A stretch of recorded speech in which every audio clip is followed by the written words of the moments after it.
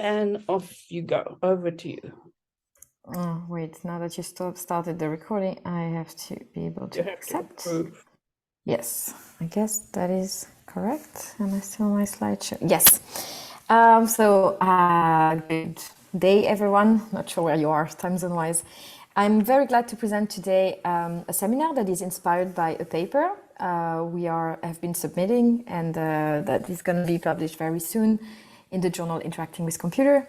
And this is going to be about a specific method that is dear to my heart, that is called the sentence completion method. This research has been done in collaboration with colleagues Denise Schmidt and Carsten Neben, both are from Germany. And the paper is currently, as I said, in production and will likely appear in one of the upcoming issues of the journal. So just a few words about me. I'm an assistant professor at the Eindhoven University of Technology in the Netherlands and also University of Luxembourg. And I am well known in French-speaking countries for being the author of this handbook that you see here, which is a methodological handbook. And as I would say, as an academic, it's perhaps a bit unusual, but I have spent a lot of my career time also trying to build bridges between industry and research, and especially in the French UXPA equivalent, like the chapter of UXPA in France, that's named FLUPA. And I remember what was striking is actually that scientists in HCI and UX design were starting to develop a lot of new methods and tools to deal with the complexity of those experiences, topics. But there were barely any connection really with what practitioners were doing. So practitioners were on their side developing also methods and trying to cope with all the challenges that they had to deal with. And it was really striking for me, like within the past 10 years or so, to see myself as an ambassador, like thinking, okay, how do we bridge the knowledge that they produce with the knowledge that we produced? And how do we try to communicate about the methods that we are developing? So if we look at sentence completion as a user research method, and what are the skills needed, I would say, in user research when it comes to methods, there are two things that seems essential to me. The first one is being able to select the right methods or sets of methods. And the second one is to be able to apply them in the right way or the most, adequate way. And there are no real recipes there. So it's always a bit hard, and it's always a bit trial and error. And when you listen to stories in the industry, people really build their own experiences into applying those methods. So for the first point, selecting the right method, of course, you need a nice toolbox of methods that are approved and, potentially valid, sometimes standardized. But when it comes to really optimizing perhaps the use of some methods, then it is interesting to see how academia can also help and try to build knowledge around this optimization. In industry, people are also very concerned about lightweight method, something that can be integrated into their project without being too costly. And I think the sentence completion method is also able to fulfill those requirements from the industry. So we will start with a quick warm-up exercise to dive into the method immediately. And it has nothing to do with this magnificent balloon, but I just thought it could open up our minds a bit because the warm-up exercise is about a serious topic that is fun. It's about e-banking. So what I'm going to do is I'm going to display sentences, beginning of sentences on the screen right now. And you will be asked to please complete them with the first thing that comes to your mind and to type your reply in the chat. So I'm not sure, Helen, if the chat feature is activated. If it's not, it's fine. You can also just simply use a piece of paper or type it on your phone, whatever you like. And I advise you to think of your answer before looking at the chat. So if everyone starts typing their answer at the same time, try to not be influenced by other people's answer. And also try to be spontaneous. So do not overthink. The principle of the method is really just to, spontaneously create an answer. So are you guys all ready? I will show up the first sentence.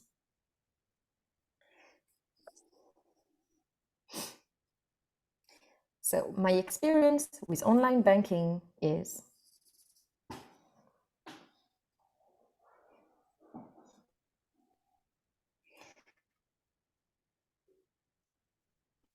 All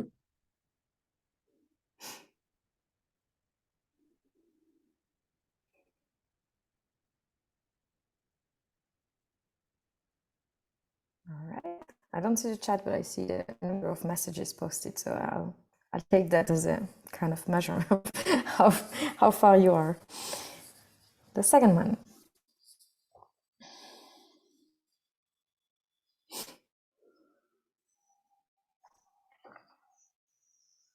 The problem with using online banking is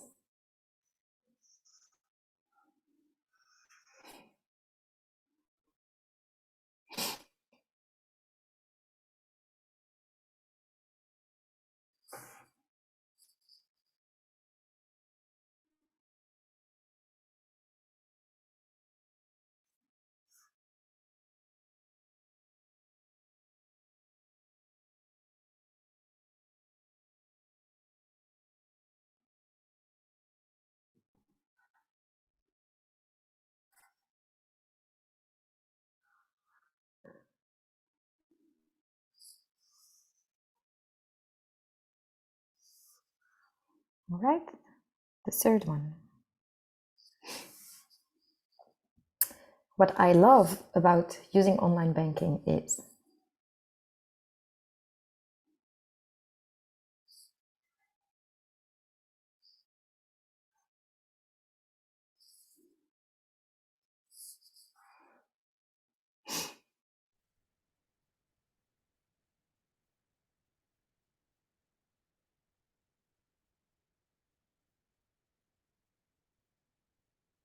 okay, one more. So you may have realized that this is for a target audience that has been using online banking. If you haven't, you can try to imagine. What frustrates me the most with using online banking is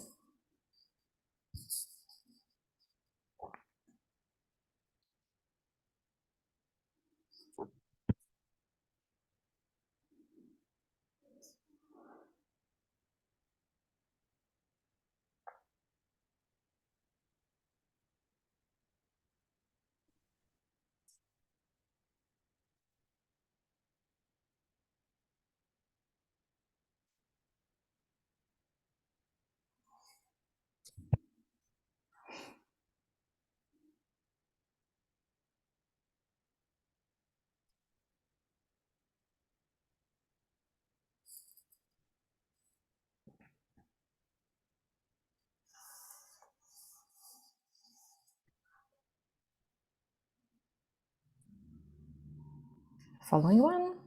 Online banking is best for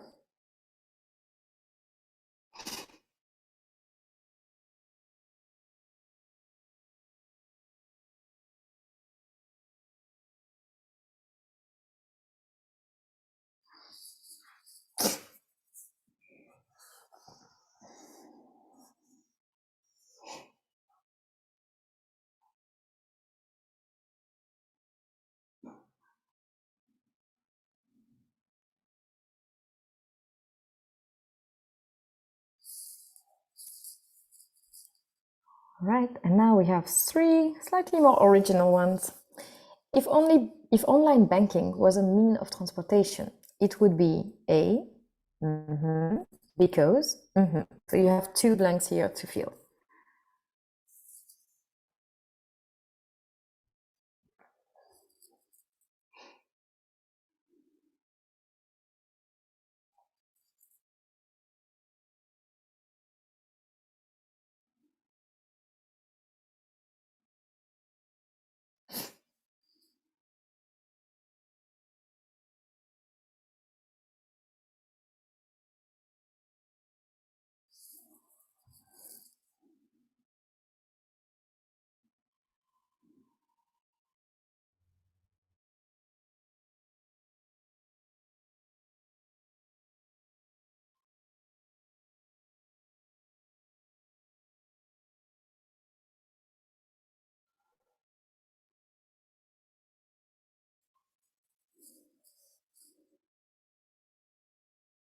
All right, I have left a bit more time for this one because sometimes it's more complicated. Let's move on. I dream of a banking app or website that.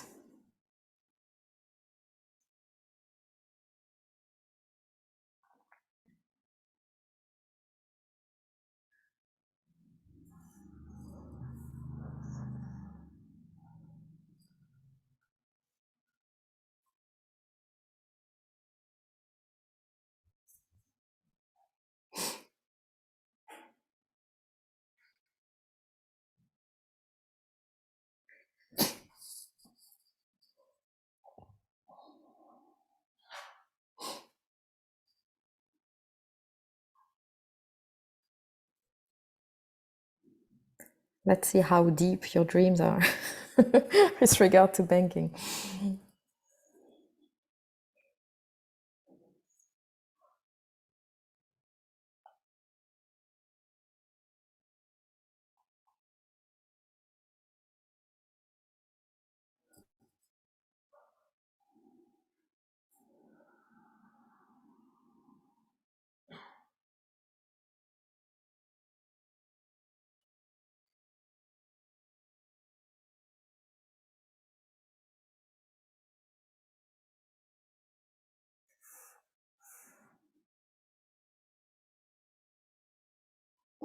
All right.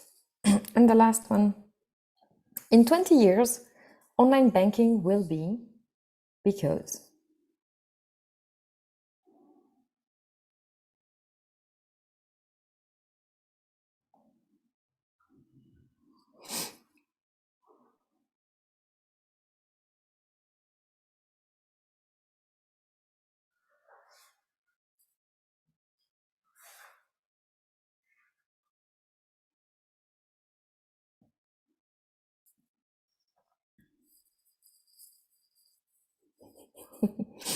I'm reading the chat now from my phone.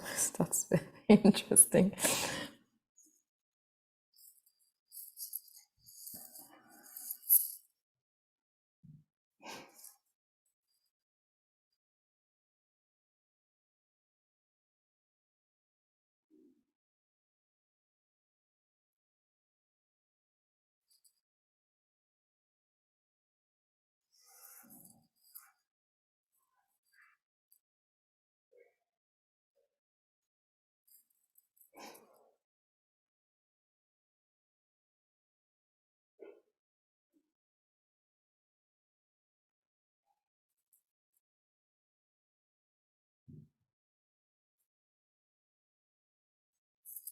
All right. So you understand that what you've just experienced is part of that method. It's exactly this principle of having this incomplete sentences and giving the respondents, asking the respondents to fill out the missing words. The method was originally used in psychology, like more than a century ago, and mostly for intelligence tests. So it was used by Hermann Ebbinghaus, and then in the context of personality assessment and even recruitment processes.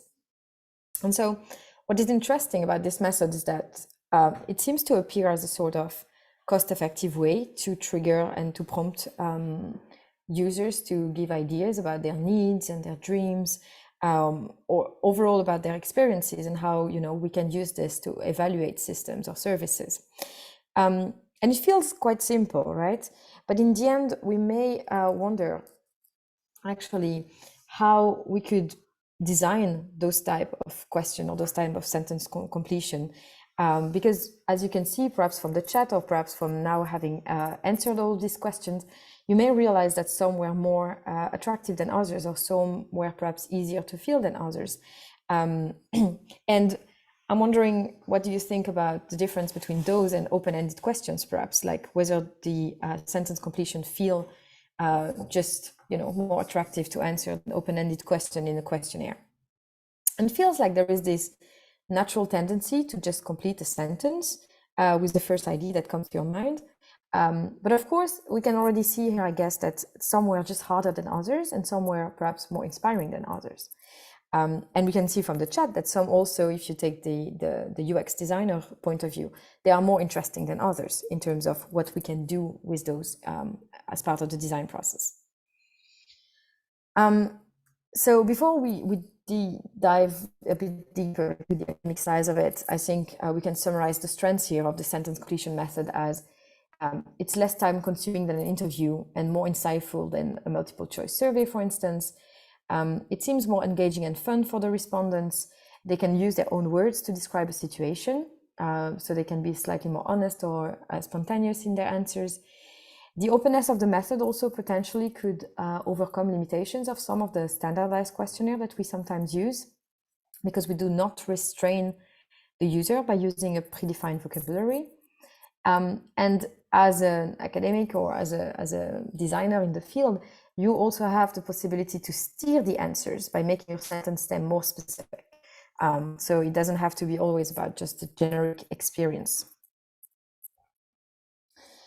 So as I said, it originates from psychology and it has been transferred to the field of HCI or UX design. And most of the studies in UX, they have shown the relevance of the sentence completion method to explore the user needs, but there has been very few publications that inform really on best practices to design such a survey. So if you're interested overall in paper that present the method, and especially the ones that originally transferred it to the field of HCI, you can have a look at those two papers, for instance. And one of them you realize has already been published in 2014 in Interacting with Computer. So the fact of having now our own study as published in 2024 likely mean that we have already this 10 years of research as part of the journal history, looking at those methodological considerations. So now, as I said, our main interest was to look at variations in sentence stems and how they can influence the outcomes, both in terms of how much outcome people are producing, but also the quality of the outcome. And so when you look at prior work in the field, there are a few things that have been researched around the variation in sentence stems. So in HCI, mostly what prior work has looked at was the language. And one of the conclusions was that native speakers were better able to express their experiences and they gave longer and more detailed answers than non-native speakers. But then if we want to know more about variation, then we have to turn back to the field of psychology and what has been done mostly in intelligence test and assessment. And here in psychology, we have slightly more information. So they have been comparing first person versus third person pronouns in the use of the sentence. And it seems like first person stems elicited more projection. Also, they are described as more useful to assess someone's personality or intelligence. The affective tone had been studied as well, where we see that neutral stems showed a higher projection level as compared to stems that would be positively or negatively formulated. The length of the stems, where the longer beginning of sentences would lead to more specific types of responses, and the number of stems. So overall, how many of those sentences can you include in a questionnaire? And of course, well, quite logically, but more stems to complete would yield to fatigue. In our study, and we actually had two publications on that objective, we aim to consolidate and deepen previous work on the sentence completion technique by analyzing the replies given to sentences on a large sample through a real life case study. And the main research question was therefore, how does variation in sentence stems influences participants' responses? Interesting to mention, because they are closely related, we had a past project about the e-reading experience, and that was the one that triggered our interest further for the method, because it was quite spectacular. We managed to collect 14,000 user ideas in 2 weeks by just disseminating the link to a questionnaire online in some expert groups and social media, but we didn't pay those participants. And obviously the topic of e-reading may have been attractive, and the recruitment strategy was also perhaps part of it, but it was quite striking how respondents were also giving us feedback that the method was just more interesting or just easier to provide answers than a traditional survey with open-ended questions. So in this past project, we had looked at 4 types of variation in sentence stems, some of which we have looked at again in the current publication. So we looked at variation between generic and specific dimensions. So when you do a sentence that is generic, it's just really just trying to prompt information about the overall experience of something. So we had this sentence, the reading experience on an ebook is. And then we compared it to some specific dimensions where you could just produce sentences to prompt something more specific, like I find that the interface of an ebook is. You could also prompt, for instance, people to think about trust in the case of e-banking. So I trust my online banking more if, and then try to look at the conditions. The second one was a comparative sentence stems, where we were having a case study where we both had the digital and physical equivalent of an ebook. It's also the case for e-banking, by the way. So we asked people to compare an ebook with a print book and to express the difference in terms of experience. We also were interested in the redundancy of some items. So what happens if you include in the same questionnaire 2 items that look like they prompt the same dimension? So for instance, the problem with ebooks is, and the second one would be, what frustrates me the most with ebooks is. And here you can tell, okay, perhaps I, as a respondent, I may want to say the same thing because, like, oh, I already told you the problem and that problem frustrates me. But the slightly difference in formulation also was actually instrumental in triggering, prompting the same dimension, but not necessarily the same answer. And so one of the questions we had was, is there value in redundancy, or should we really limit the questionnaire to only 1 sentence stem per topic of interest? And the last one was what we called at the time extreme or fictional sentence stems. We now call them imaginative sentence stems, which is about a bit more appealing to people's dreams or aspirations, something a bit more original than just asking them about needs and problems and satisfaction points. So here the sentence stem was, I dream of an ebook that. And actually it was quite an interesting sentence stem to look at. I will comment later on. So I'm not going to detail the result of this study specifically because it is in the prior paper, but I will at some point in the conclusion aggregate a bit the outcome, like in the wrap-up takeaway messages, aggregate a bit the outcome of the current study with the prior study and also prior work to kind of derive advice or tips. So in our upcoming publication, as you could tell, because you experienced those sentences, we have used the case of online banking.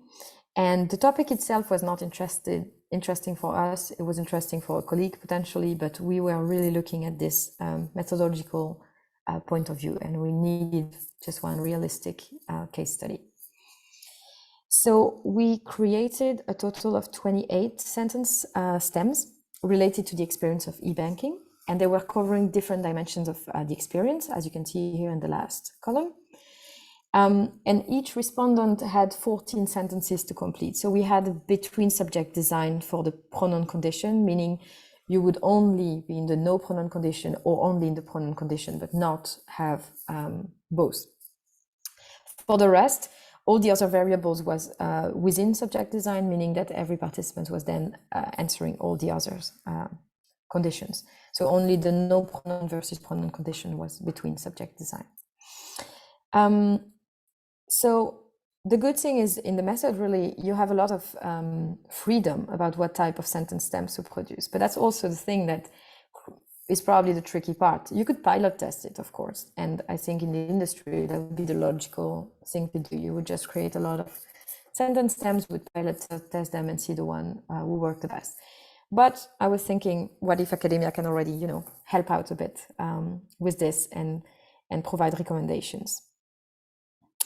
Here you see the last 2 ones are considered imaginative, and also the PR6 or NPR6. So those questions are quite interesting, and you may reflect on the way you answer them in the exercise we just did. But in the case of the e-reading project, the question, I dream of an ebook that, was actually very interesting, very fun, because some people said gave extremely original ideas that was really interesting for designers to use. But then we also had participants saying, quite a lot of participants saying, I'm sorry, folks, but I do not dream of ebooks. So that did not really they were not appealed by this type of imaginative sentence stems. So to address our research question, we have investigated 5 main hypotheses related to the variation of sentence stem. So following the previous work, mostly in psychology, we were investigating how the participant is addressed and the impact on their response behavior. So as I said, in a clinical context, the stem referring to the first person, they were considered more worthwhile than the third person formulation. So here we similarly hypothesized that by including a singular first person pronoun in the sentence stem, the participant would feel directly addressed and they would provide more elaborate answers. Then, as a second hypothesis, we have been reproducing this redundancy question. That is, are redundant items producing greater number of insights from participants, or are they just redundant? So are they just, like having people repeat themselves? So we hypothesized that they do provide new insights, and we wanted to check that again and consolidate prior findings. For the third hypothesis about the imaginative sentence stems, so those more original ones, we assume that they challenge participants' ideation capability, and we also hypothesize that they do potentially trigger less stereotypical answers and more novel ideas. But we are very aware also, because of prior work, that they may have a lower response rate overall. So there is a bit of a trade-off there. For the 2 blanks stems, so in those you have 2 fill in the blanks, we saw that here the causal blank, so the second one, can be the place where people explain their answer to the first blank. And in their prior work in 2010, Walsh and colleague have been suggesting to, if you would use sentence completion during an interview, for instance, to always follow up with a why question after a sentence to complete. So this why question would be looking a bit like this 2 blank stem in an online survey. And so here we hypothesized that the 2 blank stems would yield to more elaborate answers, longer one and more elaborate in terms of ideas. But the possible downside might be that because people have to provide a rationale for the answer, perhaps they will be less spontaneous, or the question will be more complex to answer. And last but not least, we have these generic stems. So the generic stem are the very first one. And I didn't see your answers in the chat at that moment, but usually those generic stems, they are used as a sort of onboarding sentences at the start of the questionnaire with the people that are less familiar with the method. So they have something easy that is very easy to answer. And in the previous study we conducted, we could show that those generic stems, they tended to generate more stereotypical ideas. And also usually a single word, and usually, a bit of a positive versus negatively worded attribute. So for instance, here, some of you may have said, my experience with online banking is good, or bad, or disappointing, or, so here we assume less novelty.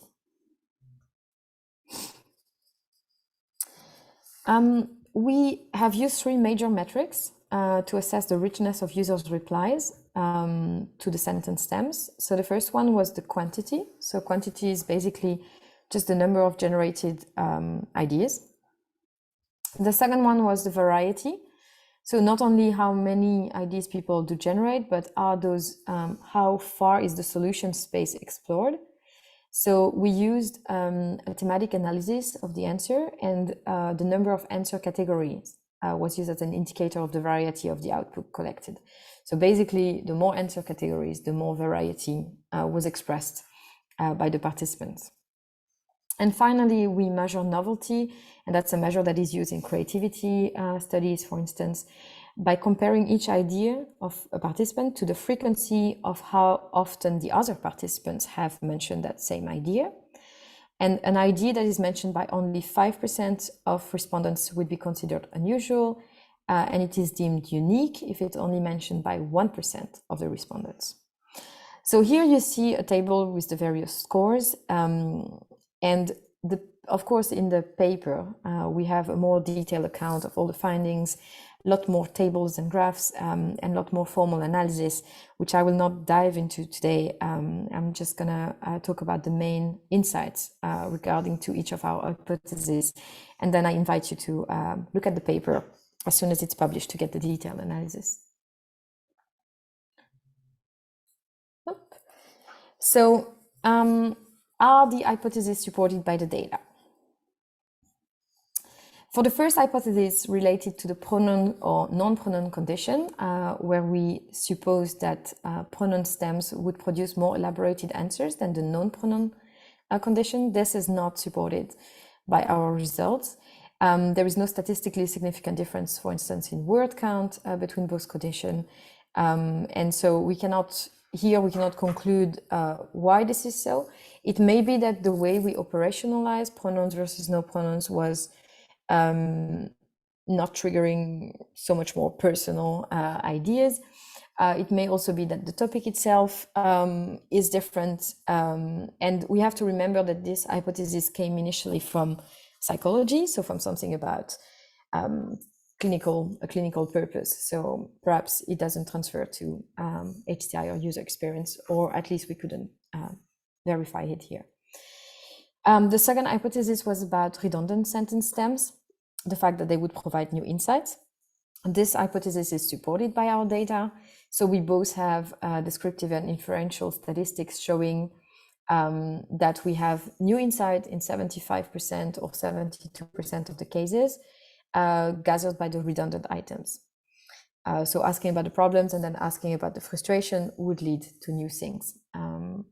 And also on the categories, so in the content analysis, using the redundant items also resulted in 6 new categories from the content analysis as compared to the first item probing that dimension. Then we have a question about imaginative sentence stems, and our hypothesis was that they would produce less stereotypical ideas and more novel insights. Here, the analysis showed a way more nuanced view that was really depending on the type of imaginative sentence stem. So some are clearly better than others. So for instance, the one about the comparison between online banking and the mean of transportation, and the one about dreaming of a banking app or website, they had the highest share of unusual insights. But the one about in 20 years from now, online banking will be because had the lowest share. So it was really not easy to just have a conclusion based on the group of imaginative sentence stems that we had, but rather we had to look at the more detailed analysis item per item. We also had, so in an aggregated fashion, overall, when you compare all the scores, you can tell that there is a difference in novelty that is statistically significant. But as I said, really like the nuanced analysis was like triggering some more caution about this conclusion about which one works the best, let's say that way, or not. On the fourth hypothesis about the 2 blanks stems, the fact that they would produce the longest and most elaborate answers, this one is supported by the data. And irrelevant of the condition, we have a significant difference in the word count for the 2 blank stems. So they do indeed work, especially, so the second part is triggering more elaborated answers. And finally, the generic stems, whether they would produce or not more stereotypical answers, this one is also supported by the data, where we see that the number of stereotypical ideas was statistically significantly higher in generic items than other forms of item, meaning that many participants were just answering very similar answers. So for instance, you could have, 40% of people saying my experience is good. And that was not triggering anything very special. So as a summary, and those points are also discussed in the paper, we see that first person versus impersonal stems in our study did not impact the variety and novelty of the answers. The redundant stems were gathering additional ideas. Not all imaginative stems prompted novel ideas. The two blank stems were effective ways to gather the rationale behind participants' answers and get some elaborated answers. And the generic stems were triggering more stereotypical answers as expected. And that's also one of the reasons why these generic stems, to me, are really considered just like onboarding questions to ask participants, but not necessarily something to use. So for the remaining part, also because the audience of this seminar is quite diverse and not only academic people, I thought about summarizing some of the best practices or what we know about sentence completion as a method. So for the people who want to use sentence completion, if we have academics in the room, and I know we do, I would invite you to further investigate sentence completion if you can, and how, like the different sentence stems may trigger different answers. But so on a practical side, and those are conclusions based not only on that paper I'm presenting, but also prior work, my own prior work, and prior published work in both academia and industry. So we may ask ourselves, how many sentences do we need? So there is no predefined number of sentence stems to include. It really depends on the objective and the context. In some studies, you really have only 2 or 3 sentences to explore a topic or as a warm-up exercise, and others included up to 30. In research or evaluation phrases, we could recommend 6 to 8 per participant, and too many stems would lead to fatigue and less motivation. So that's not a question we have asked ourselves in that current paper. Walsh and a colleague have been checking that a bit, and psychology has been checking it a bit. But it's also a general feeling from the many projects where we have used sentence completion later on. Which dimension can we explore? So here it's really like similar to an interview guide, to a survey. You are entirely free to define the dimensions to explore, and they depend on your study objective. You can use former studies, or you can use models of user experience as a source of inspiration to know what to ask. And you can also use branching and create different stems for different profiles of users. So in the study about e-reading, we had a branching about people who were reading ebooks and people who were clearly mainly user of print books. And so the questions were different. One type of question were more about the adoption and all the satisfaction, and the others were about non-adoption and why, what were the barriers to adoption for those people. As for any type of user research method, of course, please always pilot test the sentences in your context, so that you will have a feeling for what it triggers.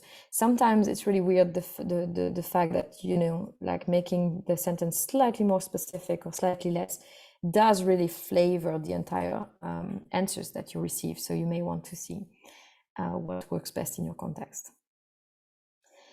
As an inspiration, you can reuse all the knowledge that has been produced through those experiments in HCI and UX.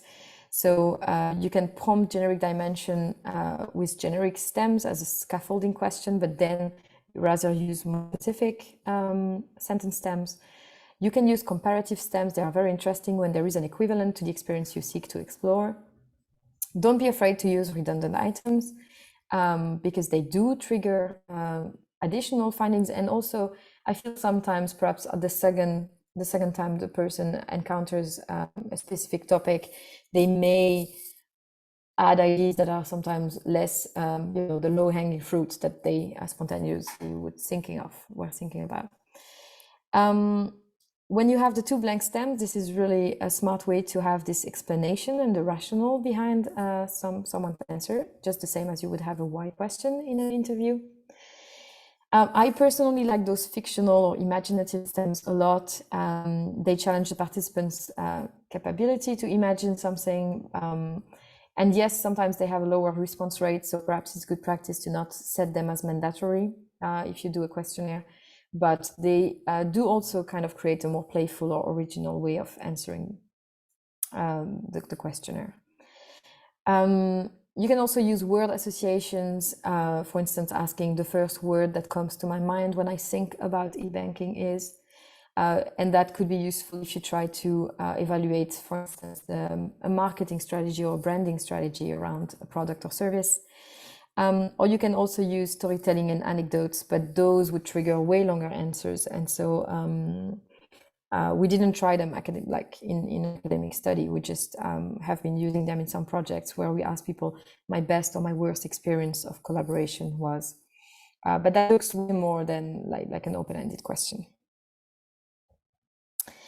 And I'm going to conclude here about the presentation. So we have 5 minutes for questions if there are questions. And before you go, if you are brave enough, you can still also answer those 3 questions to assess this seminar. What I like the most, what frustrated you the most, and how you, if you envision yourself using this method and what for. Thank you very much for your attention, and thanks, Helen, for inviting me. Thanks very much, Carine. A couple of people have put messages in the chat that saying they have to go, but Luce says thanks for a super interesting presentation with the takeaways for practitioners and for organizing the talk. So, and Verena also says thank you. But we have a question from Karina. Sentence completion works best in which different research methods? A very general question. So I'm trying to see if I understand it correctly. Karina, are you there? Would you like to elaborate?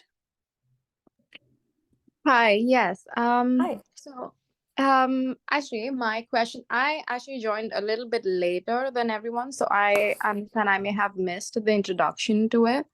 But my question was, and by the way, I'm actually a master's student at the University of York at the moment, and I am hello. Hey. Good that you're here.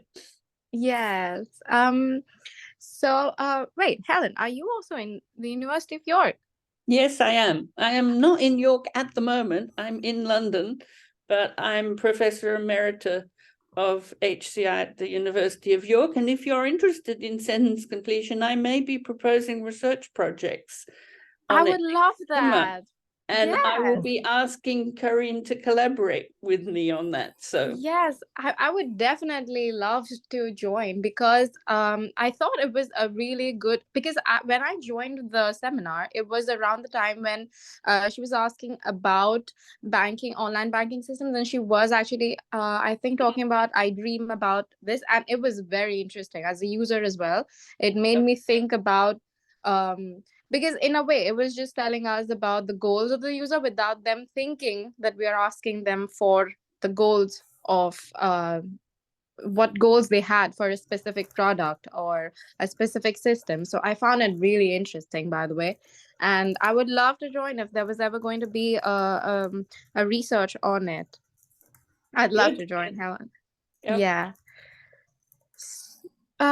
So actually, yeah, circling back to my question, it was so a sentence completion method works best or should be used or it has been used in which different research methods, and by research methods I would mean like a survey, a user interview, or similarly, in what sorts of scenarios has it been used and what works best? Yes, that's a very good question. So I think initially, also from the roots of psychology, the sentence completion method was used face to face. You could ask it in an interview, like a prompt for an interview, and that's how when I commented that prior study in the UX were also suggesting to use the why question to follow up on those sentence completion. That was in an interview context. Now, the way I have used them the most, and I think they are also the most powerful potentially, is to replace open-ended question in an online questionnaire where you are not there to guide or to explain or to lead the conversation basically with the users. And we know that the response rate of those open-ended questions in questionnaires, they are very low because it's kind of intimidating. There is a sort of barrier, Yeah. When I ask you, with a big open field, if I ask you, what are all the advantages of online banking? and then I leave you with a big, open field. This is way more Yeah. intimidating than having this question saying what I like the most, or what frustrates me the most, or my problems are. So basically, it's an effective replacement of open-ended question in online questionnaires, because you don't need so much, Correct. Yeah. it kind of guides the That users. makes sense. Yeah. That sounds, yeah, that's great. Also, I would say this seminar was really helpful, and I really liked the way that you talked through the entire topic, and I would definitely be using it for the project that I have coming up. So, Thank you. Good to hear. yeah, and I'll definitely let you know how it went. Because for a couple of modules, we're actually about to start with the research, and we're actually trying to recruit participants at the moment. But yeah, I am. Best believe I'm going to tweak a few questions that we have to make them sentence completion questions. And I'll be sure to let you know how it went, though. Sure, that's a good idea. Super nice. Yeah. And I think you did a great job with the seminar, and I'd love to attend each and every one that you conduct from here onwards. Keep an eye on our website. We've got one coming up on the 18th. Of Lynn, December. yep, at December. Oh, that sounds great. Yeah. I'll put the link. I'll put the link in the chat in a minute. But Lynn, you've got a question. Would you like to? Yes, I thought it was very interesting. Yeah, that people hate answering open-ended questions. Yes. So when you're using this method, are you most keen on getting the things everybody finds, the stereotypical things people find wrong, or are you looking for uniqueness? What's your kind of goal with the method?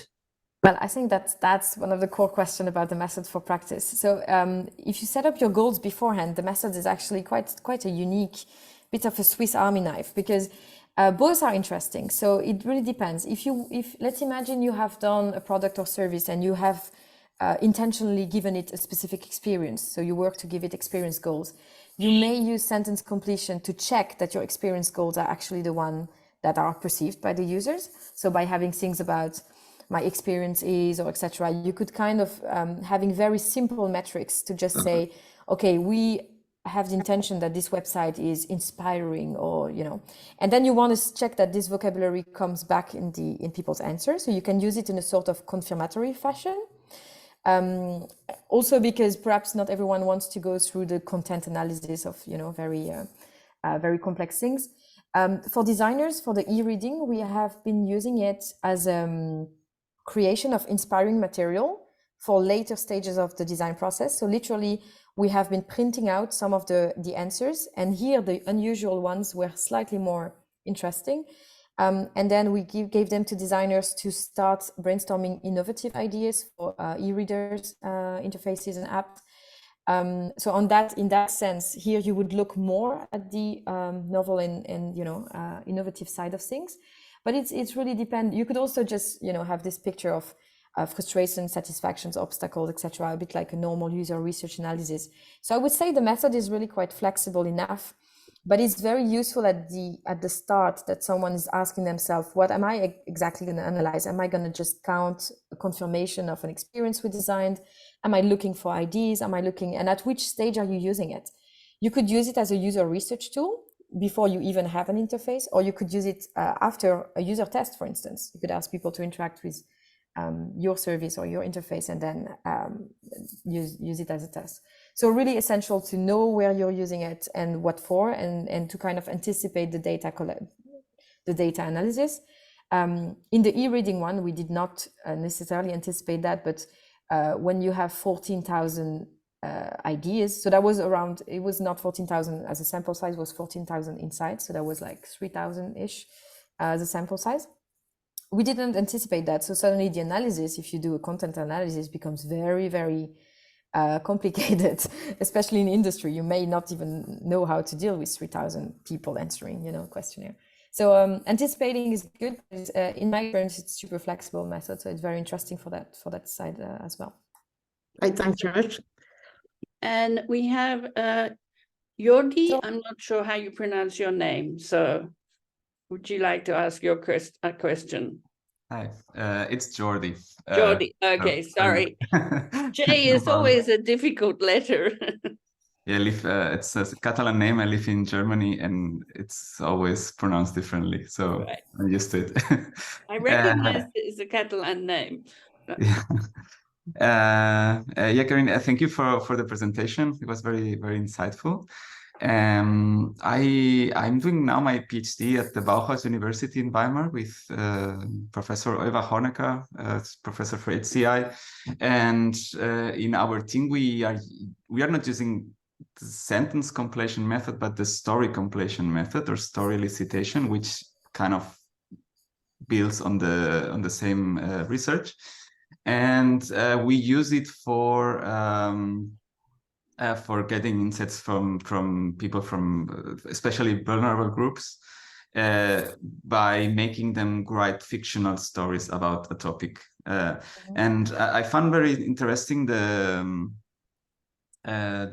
part about the pronouns, like using non-pronoun or the pronoun condition. And one thing that we tend to do is use the third person. Like we don't ask participants to, or we use these story stems. Like instead of having a sentence like you showed, we start a story. And one thing that we tend to do is to use the third person, like I don't know, this person wakes up in the morning and etc. And I wanted to ask if you have experience on using the third person for this like within the sentence completion, and if it's kind of beneficial for prompting results. So I well, as I said, this study could not prove whether one was better than the other, but it seemed like for some dimensions of UX, you may want to prompt, the third person is more attractive. So for instance, in the e-reading one, we had a question about people who read ebooks are. And I was really pushing to understand the perception of what an ebook reader was. And some people were like, they are disrespectful to paper, they are unimaginative, they are nerdy, they are geeks, they are, like tech literate, etc., etc. So sometimes there were questions where at least the feeling was that the third person was nicer, also because people, they can allow themselves sometimes to project, because it's the third person rather than first person. And in the banking one, so even though we couldn't support our hypothesis, if you would look with the eyes of a practitioner rather than the eye of a researcher, you would also see interesting qualitative differences in with the same sentence stem, where it's asked with the first person pronoun or the third person. And I think those ones could be exploited by practice beyond our assumption here that was not supported by the data. So it is definitely useful to navigate between perspective, and I would recommend people to pilot test when they are unsure whether they should make it personal or not, and pilot test what it leads to, just to have a feeling out of 10 or 15 answers, just to get a feeling of what it produces and what's the most useful. But I think they are definitely both useful. There is no right or wrong there. Okay, cool. And like the term projection, I said in the presentation, what do you mean with projection? For example, in the third person, you mentioned now that when you use the third person, people tend to project it to other people. And so you may have own feelings and ideas, etc., and some of them might even be unadmissible. But the fact that you will project them on someone else, that means you will answer presumably from someone else's perspective or point of view, but actually you would project your own feelings into it. Mm-hmm. And for anything that has a high social desirability biases or some kind of things, sometimes you may not get the first person answer because it's hard to admit on some sensitive topic. But you can use projection, so meaning you can pretend you want them to comment on their colleagues or people in general, to hope to get this actual first person perspective, but just projected on others. So it's a bit of an indirect way of getting some data when it's getting very personal, for instance. Yeah, it's also interesting for people that are not very I don't know, they don't like to share personal data. So maybe using third person could be a good way too. Cool. Yeah, thank you very much. Just if I can make a little comment to follow up about that. One of the, I do a lot of work with older participants.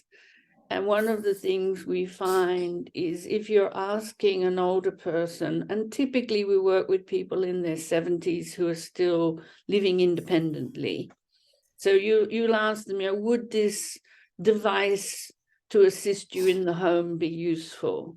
And what we often get is they say, well, no, but an older person would probably find it useful.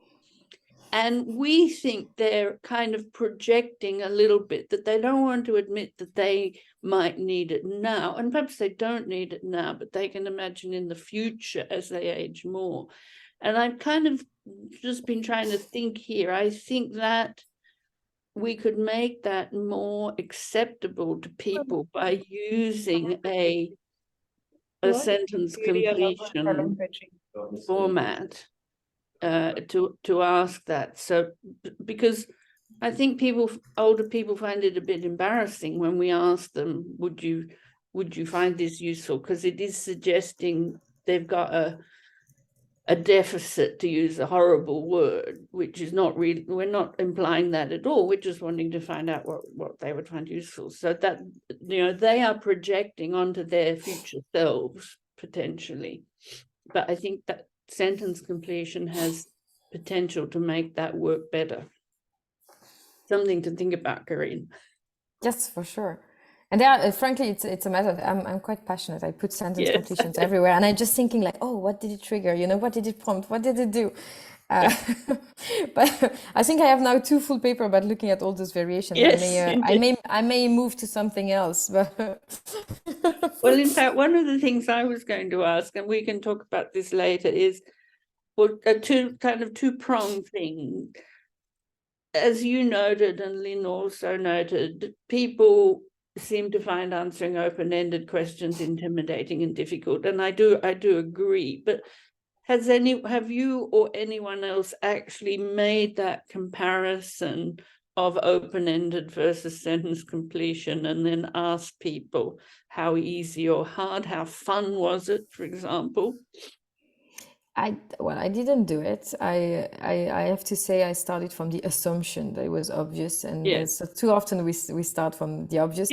But you can just, well, I mean, my way of doing that was initially like looking at there are some studies in methodological journals, like qualitative research type of journal, and they give the kind of an estimate of how what's the response rate of open-ended questions, and that's usually very, very low. So it moves from 10 to 30% or something. So my assumption was rather to compare with this type of response rate. But in my case, in my experiment, it's also biased because often my sentence to complete were mandatory because I was looking at different variables. So it's very hard to say who would have answered differently. And in the second one, I also use crowdsourcing. So then you pay them for answering. So again, you have bias. It would be interesting indeed to just look at really, I mean, to make the point, really on, and perhaps even on an attractive topic, on something that people are actually genuinely interested in, to not have the bias of, you know, lack of interest or and see the difference. And I think it would also be interesting because I've been very impressed by your 3 metrics of the quantity, the novelty, quantity, and originality. So is it, and this is something I've struggled with, particularly in a questionnaire I just did very recently, that if we made the open-ended questions mandatory, would we get very trivial stereotypical answers? If we made them not mandatory, would the people who really wanted to answer give us better answers? But we wouldn't have such a representative sample. So comparing the quality of the open-ended versus the sentence completion, I mean, my hypothesis would still be that if you give people the sentence stem to prompt them, you'll get better answers in every sense. But I think that makes the question a bit more interesting rather than just the people feel better about it. So something we can discuss. Something interesting to mention is, even though our questions were set as mandatory, for the questions that was the hardest, like I dream of, or some of the imaginative questions, people nevertheless did not answer them. So either they put some random characters, Right, or they yes. put, I don't know, I have Yes. no idea, or so there is a way around not answering a question, even though it's mandatory. And that is also how we kind of had a feeling for how hard one sentence stem was for some type of respondent. Yeah. Great. Another person has just left and said thanks a lot. Very interesting. So anyone else got any questions or comments? Okay, we've had about 12 people on the call for most of the time. So that was a good effort. So thank you very much for a really interesting talk. Very clear. A little clap from Lynn there, a clap from me as well. And we'll put the recording up in the next couple of days on YouTube. So you're going to be a YouTube. I'm going to be an influencer. Yes, you're a sentence completion influencer. That's a life goal. I couldn't dream of better. Thanks everyone for joining. Thank you so much, Helen, for the invitation. And looking forward to discuss any methodological topic, sentence to complete or more in the future. To discuss with you.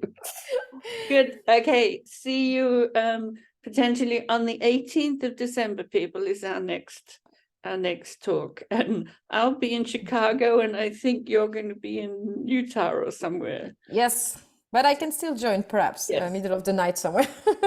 No, I think it'll be. I think it's more likely to be early morning. Let's do. Fine. Let's do it. Okay. Thanks a lot, everyone. See you again. Have a good day. Yeah.